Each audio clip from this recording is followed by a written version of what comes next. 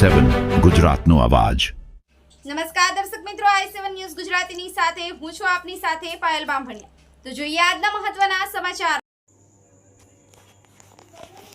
લુણાવાડામાં થોડા દિવસે લૂંટનો નિષ્ફળ પ્રયાસ, સતર્કતાથી લૂંટારુઓ ફાયરિંગ કરી ભાગ્યા। મહીસાગર જિલ્લાના લુણાવાડા શહેરમાં આજે સવારે થોડા દિવસે લૂંટના નિષ્ફળ પ્રયાસની ઘટના સામે આવતા ચકચાર મચી જવા પામી છે। સવારે લગભગ 10 વાગ્યાના અરસામાં 7 થી 8 જેટલા હથિયારધારી લૂંટારુઓએ પટેલ જ્વેલર્સના શોરૂમમાં લૂંટના ઈરાદે પ્રવેશ કર્યો હતો।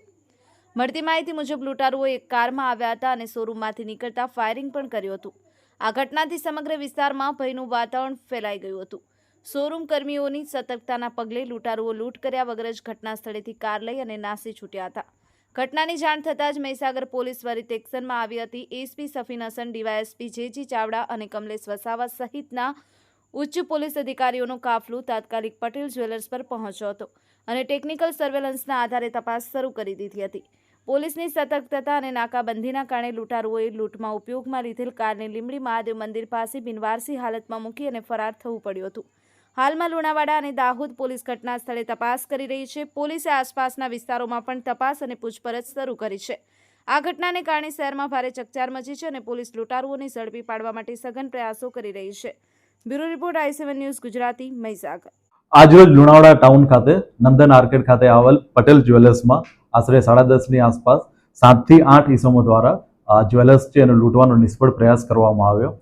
કસ્ટમર બનીને આવેલા 7 થી 8 ઈસમો, જેમાં એક મહિલા પણ સામેલ હતી, એમના દ્વારા જ્વેલર્સમાં જઈને ત્યાં કામ કરતા કર્મચારીઓને એરગન જેવું હથિયાર બતાવીને લૂંટવાનો પ્રયાસ કરવામાં આવ્યો હતો। જ્વેલર્સના કર્મચારીઓએ સમય સૂચકતા દાખવીને જે એલાર્મ સિસ્ટમ છે એ એક્ટિવેટ કરી દીધી, જેથી આ લોકો પ્રયાસમાં નિષ્ફળ થયા અને નીચે જે ગાર્ડ ઊભા હતા એમના જોડે પણ ઝપાઝપા કરીને આ ભાગી ગયા છે। પ્રાથમિક તપાસમાં એટલે કે સીસીટીવી કેમેરા તેમજ ત્યાંના જે કર્મચારીઓ છે એમની તપાસ દરમિયાન એ જાણવા મળ્યું હતું કે આ જે વ્યક્તિઓ હતા એ એક બાઇક અને એક 4-વ્હીલર લઈને આવ્યા હતા।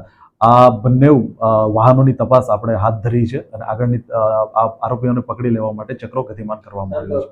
કેટલા આરોપીઓ છે અને એમાં મહિલા પણ છે?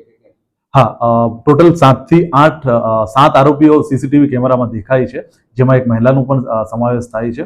અન્ય કોઈ આરોપી ગાડીમાં બેઠા હતા કે કેમ એની પણ તપાસ હાથમાં કરવામાં આવી રહી છે। નહીં, અત્યાર જે જ્વેલર્સ છે એમાંથી કોઈ પણ વસ્તુ લઈ જવામાં નહીં આવી, એટલે હત્યાનો એનો લૂંટનો નિષ્ફળ પ્રયાસ કરવામાં આવ્યો હતો। કેટલા ફાયરિંગ થયા છે? જ્વેલર્સની બહાર આપણે કદાચ એક ફાયર કર્યું હતું એવું પ્રાથમિક તપાસમાં ધ્યાનમાં આવ્યું છે। પૂરેપૂરી આપને વિગતો તપાસ દરમિયાન તપાસ બાદ જણાવવામાં આવશે। સર, હથિયાર જે છે એ એરગન છે અથવા તો ગન દ્વારા ફાયરિંગ કરવામાં આવી? સીસીટીવી ફૂટેજ અને કર્મચારીઓના નિવેદનોમાં એવું લાગે છે કે આ કદાચ એરગન હોઈ શકે, પરંતુ જ્યાં સુધી આપણે રિકવર ના કરીએ ત્યાં સુધી એમનું સંપૂર્ણ માહિતી આપવી મુશ્કેલ છે।